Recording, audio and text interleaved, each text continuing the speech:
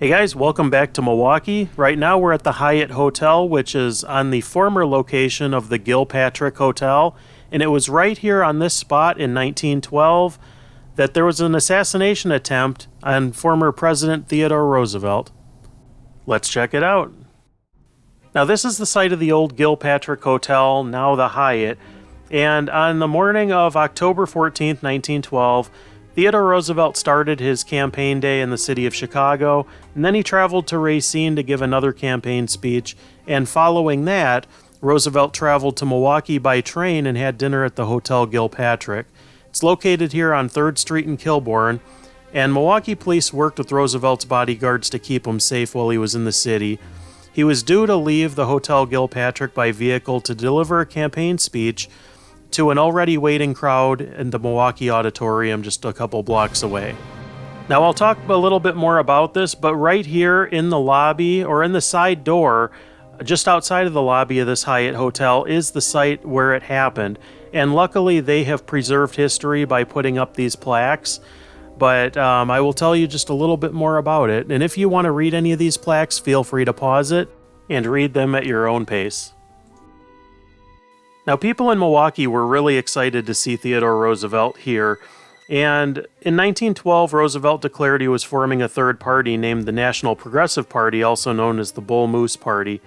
Now, during one of his speeches, he boasted that he was fit as a bull moose. Now, on that night in 1912, he was set to be taken by vehicle to the Milwaukee Auditorium, which he would have went down this way, and the Milwaukee Auditorium is down here on my right. Now, around 8 p.m., Theodore Roosevelt left the lobby and walked out the doors of the Gilpatrick Hotel. He had an awaiting vehicle, and a crowd was waiting for the president to exit the hotel. A pathway was made from the hotel entrance to the vehicle, and he stood up in the back seat area of the car to wave his hat to the crowd and acknowledge people. And there was a man standing alongside the car that pulled out a revolver and fired one shot into the chest of Roosevelt. Now, bodyguards and police officers, citizens, they all moved towards the gunman. He was subdued, turned over to the Milwaukee police, and Roosevelt was driven away from the hotel entrance after being checked for injuries. Now, doctors recommended that they get him right to the hospital, but Roosevelt insisted that he goes to the auditorium and delivers his 84-minute speech to the waiting crowd.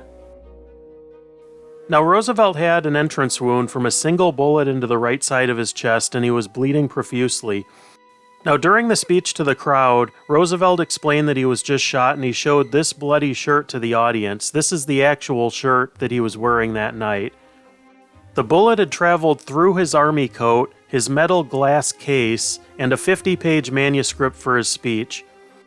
Now, this speech was folded up in his pocket, and this could have had something to do with helping save his life too, but this is the original speech and the original bullet hole, so just take a look at this and kind of take in history. This is just kind of fascinating to me.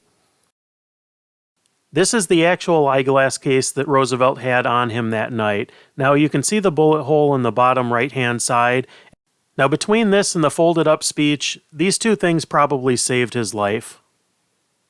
Now, after the speech, Roosevelt was taken to Johnston Emergency Hospital located on the corner of 3rd and Sycamore. It's currently named Michigan Street. Johnston Emergency Hospital was owned by the city of Milwaukee and built in 1894. The hospital was an emergency medical facility, and it only had 24 beds to serve the ill. The x-rays showed that the bullet was lodged in President Roosevelt's rib and that it would be too dangerous to remove the bullet. Police investigated the assassination attempt and identified the lone gunman as John Schrank. He was an unemployed saloon keeper in New York, and he used a .38 caliber Colt police-positive special revolver and fired one round at President Roosevelt. Now, Schrank told detectives that he was acting on orders from the ghost of President William McKinley to shoot Roosevelt. Now, this site here on the right, this is the location where the speech happened. Now, I'm not 100% sure if this is the original building or not, but this was the Milwaukee Auditorium, or at least the land that it sat on. Now, as most of you know, I love presidential history and I love visiting historic sites. So if this is your first time on this channel, be sure to hit that subscribe button. I do all kinds of presidential videos, historical, Hollywood, famous graveyards, all kinds of different things, true crime. So if that's right up your alley, be sure to check out other videos that I've done. Thank you so much for watching, and from Milwaukee, Wisconsin, have a great night, everybody.